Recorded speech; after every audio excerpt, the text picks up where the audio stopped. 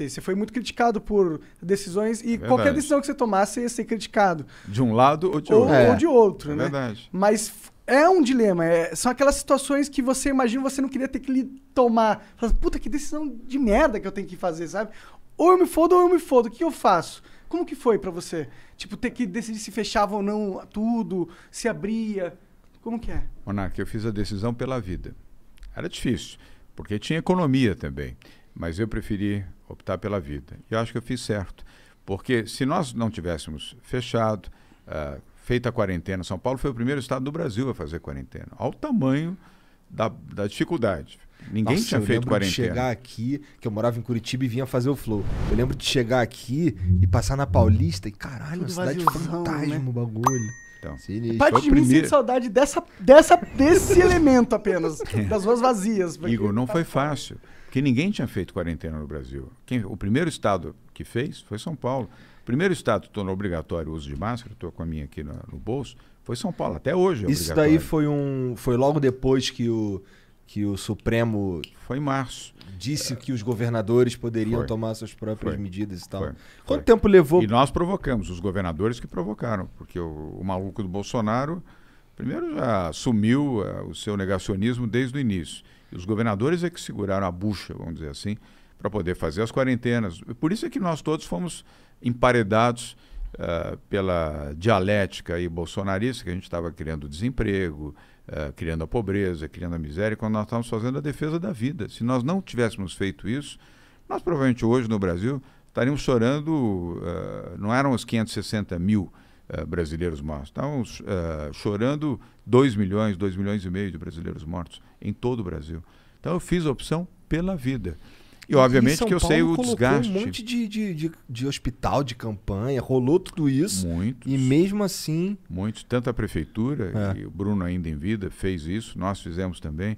Nós dobramos. São Paulo tinha, no início da pandemia, nós tínhamos 3.180, eu sei de cor o número, leitos de UTI. E já era a cidade com o maior número de leitos de UTI na América Latina.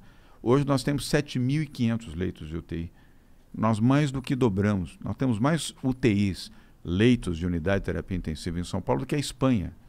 Caralho. Porque toda a Espanha Legal. nós temos aqui. Então, Bom, investimento. São Paulo é tipo do tamanho da Espanha. mas né? tem- mas É mesmo. E a população é equivalente. É equivalente? Né? 46 milhões. Você Mas- acertou. A dificuldade não é... A dificuldade talvez seja mais ter uma equipe pra gerir, pra atuar nessas UTIs. Isso foi um troço que eu aprendi também. Bem lembrado. Porque eu ficava, porra, caraca, um ano de pandemia ainda não deu tempo de construir UTI. O cara, não, cara, construir dá. O problema é que tem que ter os profissionais pra trabalhar. Pá. Isso, e bem lembrado. Aí nós tivemos que fazer um esforço enorme junto com o Hospital das Tomei um Clínicas. esporro na internet. A internet me deu um esporro. Eu fiquei, beleza, aprendi agora. Não, e está correto isso, porque num leito, em torno de um leito de UTI, são 6 profissionais médicos. Para cada leito de UTI, 6 intensivistas, fisioterapeutas e os médicos. E enfermeiros, são 6 que você precisa. Precisa 2 enfermeiras, 2 médicos e 2 intensivistas, que são os fisioterapeutas. Cada leito de UTI. Você imagina, nós saímos de 3.200 para 7.500, a quantidade de gente que nós muita tivemos que gente. contratar rapidamente para poder viabilizar. Por sorte tinham, e as universidades também nos ajudaram muito, os hospitais, houve um esforço coletivo dessa linha de frente. Aliás, parabéns a médicos, enfermeiros, paramédicos, essa linha de frente são os heróis do Brasil. Igor e Monarca, nós temos que cumprimentar essa gente, porque Com certeza. esses entregaram a vida para proteger vidas. E muitos se foram. Muitos se foram, perderam a vida. Mas você não acha que teve algumas situações onde parecia que o governo não sabia o que estava fazendo, no sentido de, tipo, fecha. Aí depois, opa, abre. Aí depois, não. Vamos fazer o seguinte, vamos deixar só o transporte público, não pode sair com o carro na rua. Aí pega e lota o transporte público de gente aglomerando, tá ligado? Muitas decisões que você fala assim, eu acho que eles estão tendo dificuldades em acertar ali qual que é o caminho, tá ligado? Monarca, você tem razão. Quando foi a última pandemia que você se lembra? Da gripe espanhola. Em que ano foi? 1908. Estudou, mané. Caralho. Tem os meus dados. Ninguém viveu essa experiência. Ninguém, nem no Brasil, nem no mundo. Ninguém viveu essa experiência. Esse mesmo problema que nós tivemos aqui, Monarca, a Inglaterra teve, os Estados Unidos teve, a França teve, a Espanha teve, A Itália teve. Você lembra o que aconteceu na Itália? O abre e fecha, também aconteceu lá. Aconteceu na Espanha, aconteceu em Portugal, aconteceu na Inglaterra, na Alemanha, no mundo inteiro. Ninguém tinha experiência e ninguém conhecia esse vírus também. Quem poderia imaginar que ia ter segunda onda da Covid? É um desafio que no início da Covid, ninguém imaginava. Ninguém conhecia o vírus, nada, nem detalhes. E nem tampouco de vacina, não tinha remédio, não tinha nada. Então, você tinha que tomar como uma referência a ciência. E isso nós acertamos. Porque ao invés de eu ficar chutando, ou colocando ideologia, ou o que eu penso, ou deixo de pensar, eu fiz já no primeiro dia, o primeiro caso de Covid no Brasil foi em São Paulo. Foi um empresário que foi para Milão, chegou logo depois do carnaval, ou durante o carnaval, e no dia 28 de fevereiro foi testado positivo no Hospital Albert Einstein. Eu recebi essa informação às 10h30 da manhã. A primeira pessoa testada positiva. Já tinha Covid na Europa, tinha Covid na China e estava começando a Covid nos Estados Unidos. 28 de fevereiro, quarta-feira de cinzas. Naquele mesmo dia à tarde, nós já tínhamos montado o centro de contingência do Covid-19, com 10 médicos. Hoje tem 21, funciona até hoje. E o Davi Wipp foi o primeiro presidente a quem eu recorri, porque médico infectologista é meu amigo. Eu liguei para o Davi, vamos fazer bravo, competente. Eu liguei, Davi, vamos fazer um comitê, eu preciso de orientação para lidar com isso, porque se teve o primeiro, estou vendo o que aconteceu na Espanha, na Itália, Portugal, vai expandir isso aqui. E ele falou, vai expandir. E aí montamos o centro de contingência. E desde o início, Monark, nós seguimos a orientação desses médicos, desses especialistas. Graças a Deus. Porque ao invés de eu ficar preocupado com populismo, popularidade, etc., eu fiquei preocupado com as vidas. Porque eu segui a orientação dos médicos. Os médicos, quem é médico, ou a maioria expressiva dos médicos, é porque gosta do ser humano. Ele está ali porque ele gosta do ser humano. Ele não está ali para fazer dinheiro, para ficar milionário ou para fazer carreira política. Ele está porque ele gosta. Ele abraçou a profissão de médico porque ele gosta de gente.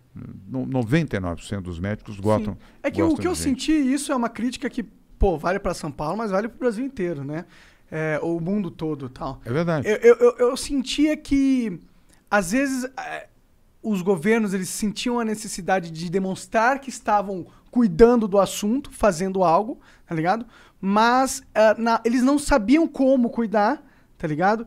E parece que às vezes queria tapar o sol com a peneira, tipo, não saia de casa, mas tem um cara que precisa sair de casa. Aí você faz uma lei que dificulta ele sair de casa, porque você fala, não pode sair de casa, só que ele precisa trabalhar para comer. Aí você tem o Estado brigando com a realidade, de certa forma, sabe?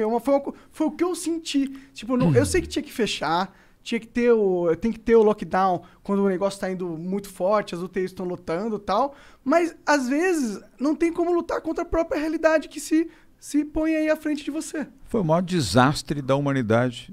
Depois da Segunda Guerra Mundial e do Holocausto, foi o maior desastre da humanidade. 216 países do mundo viveram isso. Não foi só o Brasil. 216 países do mundo viveram isso. Economias dilaceradas. Nós perdemos mais de 2,5 milhões de pessoas que perderam a vida. Só há uma situação mais trágica do que essa, o Holocausto, na Segunda Guerra Mundial, o assassinato de 6 milhões de judeus. E lá atrás, a gripe espanhola, 1919, 1920, aqui e na Europa também.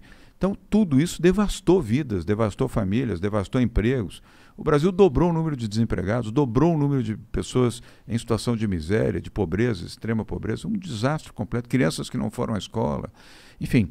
Mas tudo isso foi fruto da pandemia, né? Fruto da Covid, não foi de uma decisão do governador ou do prefeito, foi uma circunstância triste, dura, difícil, e graças a Deus, deixa eu bater aqui, estamos superando, porque queda no número de infecções, queda de casos, portanto, queda de internações, queda de leitos de UTI, e estamos flexibilizando, agora começando a voltar gradualmente, de forma segura, Igor, à normalidade. As UTIs aqui em São Paulo estão num nível seguro? Menos de 50%.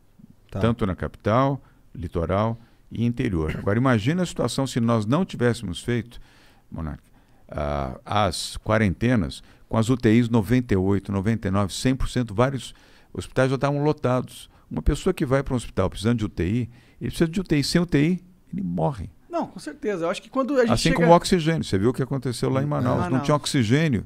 Pessoas morrendo em casa, morrendo em carro, morrendo na porta de hospital, porque não tinha a situação, parece coisa de filme. Sim, é Mas terror. foi uma filme de triste terror realidade. horrível, sim. Foi uma triste realidade. Imagine se aqui nós não tivéssemos feito esse cuidado. Que é muito maior. De, olha, né? fiquem em casa, usem máscara, façam o trabalho virtual, porque se uma pessoa chegasse no hospital, com o hospital lotado de UTI, sem o respirador, a sua vida ia durar mais 1 hora. Na segunda hora estaria morto. Foram Sem muitas contar vidas os caras salvas. que já Sim. iriam pra UTI e nem era de corona. Eu acho que quando chega Fora os nesse- outros com morbidade, as outras pessoas doentes, que tinham que ter o atendimento também. Você não pode impedir alguém que está, enfim, com um infarto, dizer, não, aqui você não pode, só vai ficar quem tem Covid. Você tinha que, na UTI, você tinha que Cara, fazer esse situação atendimento. fudida. Nós não tivemos. Com certeza. Tem que E como escolher o a Monarca vida, falou, imagina. a situação entre a morte e a morte, ou entre o mínimo da possibilidade de viver e a morte. É o que você falou. 2019 foi um ano maravilhoso, não teve Covid, tivemos tudo de bom aqui em São Paulo, crescimento econômico, geração de emprego, geração de oportunidade, tudo, pá! Veio a pandemia em março, mudou a história de São Paulo e mudou a história do Brasil.